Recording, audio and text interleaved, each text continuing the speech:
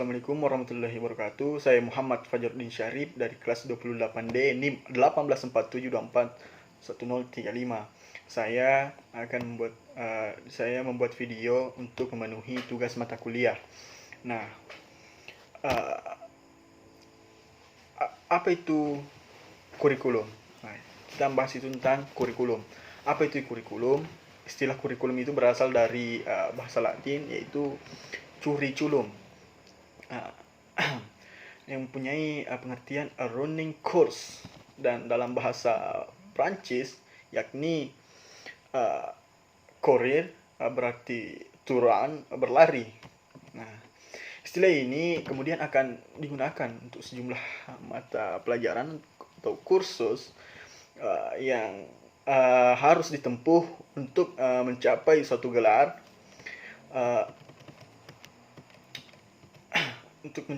suatu gelar penghargaan dalam dunia pendidikan yang dikenal dengan ijazah. Nah, adapun pengertian kurikulum menurut para ahli, yaitu yang pertama Ralph Tiller 1949. Sejumlah pelajaran siswa yang direncanakan dan dilaksanakan oleh pihak sekolah untuk mencapai tujuan-tujuan pendidikan. Itulah kurikulum menurut Ralph Tiller. Nah, menurut Eisner 1979, kurikulum adalah pengalaman yang ditawarkan kepada siswa di bawah petunjuk dan bimbingan sekolah. Nah, jadi kurikulum adalah perangkat mata pelajaran dan program pendidikan yang diberikan oleh suatu lembaga pendidikan yang berisi rancangan pembelajaran yang akan diberikan kepada peserta didik dalam suatu periode jenjang pendidikan. Nah, selanjutnya perjalanan kurikulum nasional di Indonesia. Kurikulum nasional. Nah, dalam pelajaran sejarah sejak tahun 1945, kurikulum di Indonesia itu sering sekali mengalami yang namanya perubahan. Yang pertama, kurikulum 1968 dan sebelumnya. Awalnya pada tahun 1947, kurikulum saat itu diberi nama Rencana Pembelajaran. Pada saat itu, kurikulum pendidikan Indonesia masih dipengaruhi oleh sistem pendidikan kolonial Belanda, Jepang, sehingga hanya meneruskan yang pernah dilakukan sebelumnya. Rencana Pembelajaran 1947 boleh dikatakan sebagai pengganti sistem pendidikan kolonial Belanda. Setelah Rencana Pembelajaran 1947, pada tahun 1952 kurikulum pendidikan di Indonesia itu mengalami penyempurnaan pada tahun 1952. Ini diberi nama Rencana Pembelajaran Terurai 1952. Nah, usia tahun 1952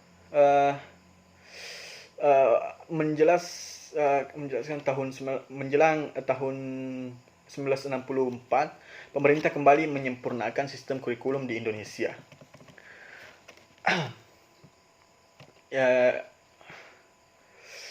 Kali ini pembelajaran rencana diberi nama kurikulum itu diberi nama dengan Rencana Pendidikan 1964. Pokok-pokok pikiran kurikulum 1964 yang menjadi ciri-ciri dari kurikulum itu yaitu adalah bahwa pemerintahan mempunyai keinginan agar rakyat mendapat pengetahuan akademik untuk pembekalan pada jenjang SD, sehingga pembelajaran dipusatkan pada program Pancawardhana Hamali 2004, yaitu pengembangan moral, kecerdasan, emosional, keprigelan, dan jasmani. Nah, Kurikulum 1968 merupakan pembaharuan dari kurikulum 1964, yaitu dilakukannya pembaharuan struktur kurikulum pendidikan dan pancawardana menjadi pembinaan jiwa Pancasila, pengetahuan dasar dan kecakapan khusus. Nah, dari segi tujuan pendidikan, kurikulum 1968 bertujuan bahwa pendidikan ditekankan pada upaya untuk membentuk manusia Pancasila sejati, kuat dan sehat jasmani, mempertinggi kecerdasan dan keterampilan jasmani moral, budi pekerti dan keyakinan beragama. Nah, selanjutnya itu kurikulum 1975. Nah, kurikulum 1975 hingga menjelang tahun 1983 dianggap sudah tidak mampu lagi memenuhi kebutuhan masyarakat. Nah, tuntutan ilmu pengetahuan dan teknologi karena itu pada tahun 1984 pemerintah menetapkan pergantian 1975 oleh kurikulum 1984. Nah, kurikulum 1984. Kurikulum ini itu menggantikan atau revisi dari kurikulum 1975. Kurikulum 1984 memiliki salah satu ciri yaitu berorientasi pada tujuan instruksional. Ya, selanjutnya yaitu kurikulum 1994. Nah, kurikulum 1994 dibuat sebagai penyempurnaan kurikulum. Penyempurnaan kurikulum dari kurikulum awal itu 1984 dan dilaksanakan sesuai dengan Undang-Undang Nomor 2 Tahun 1989 tentang Sistem Pendidikan Nasional. Nah, selanjutnya yaitu kurikulum KBK atau disingkat dengan KBK itu adalah singkatan. Kepanjangannya itu adalah kurikulum berbasis kompetensi. Merupakan perangkat perencanaan dan pengaturan tentang komponen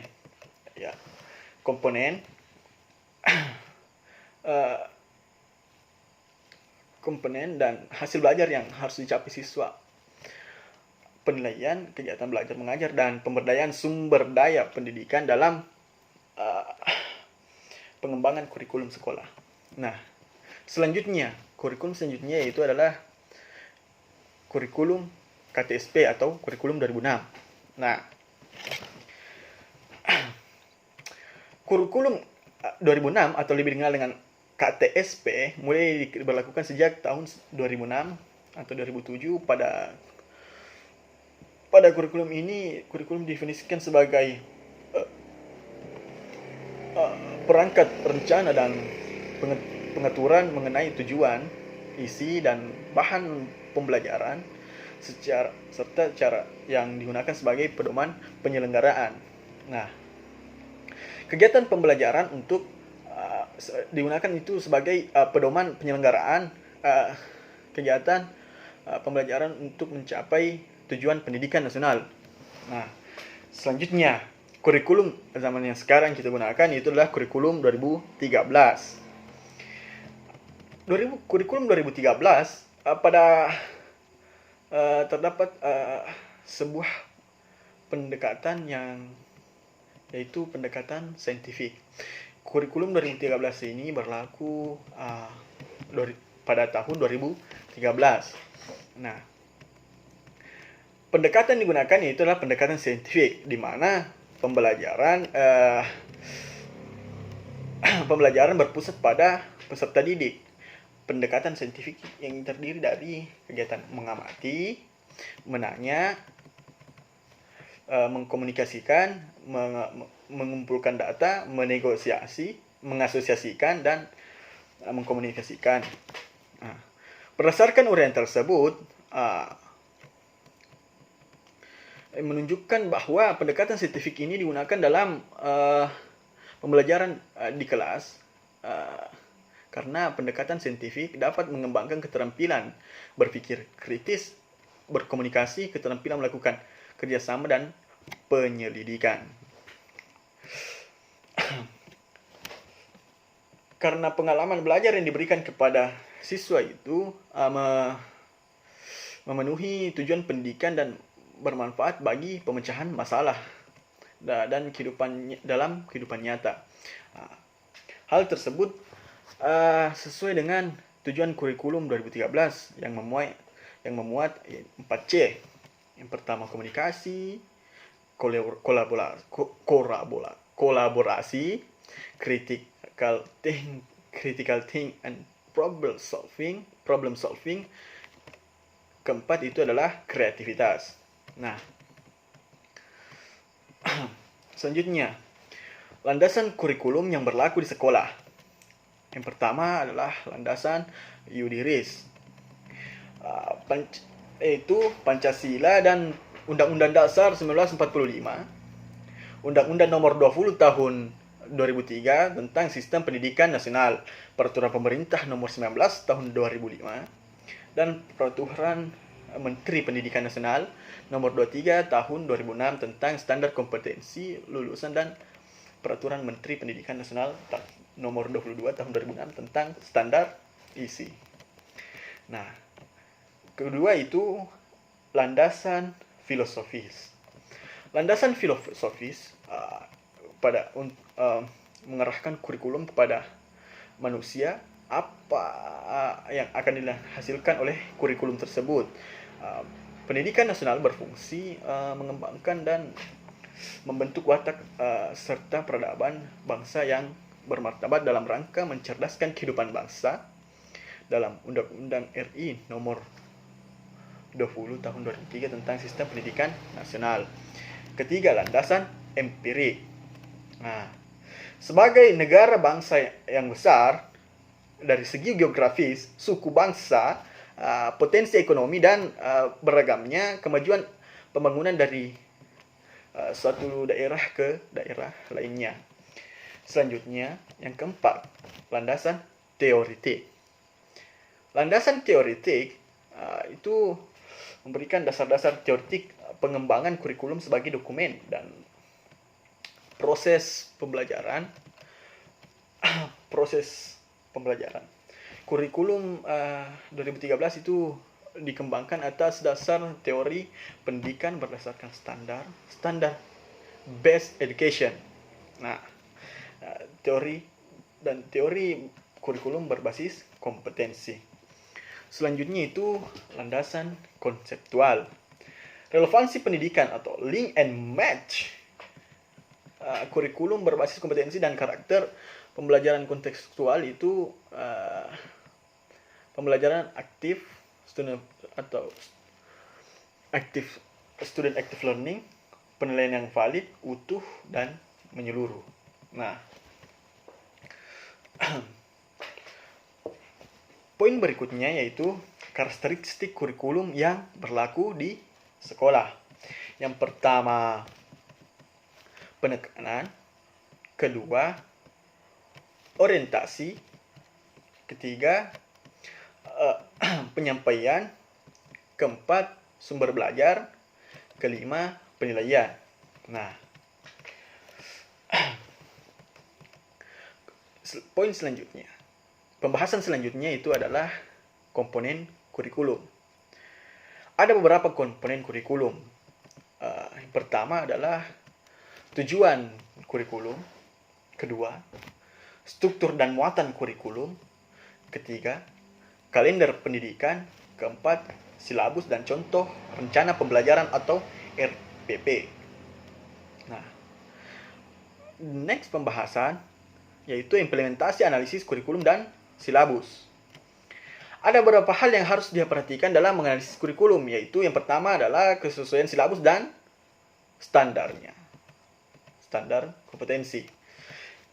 Kedua, kompetensi inti dan kompetensi dasar yang perlu diperhatikan.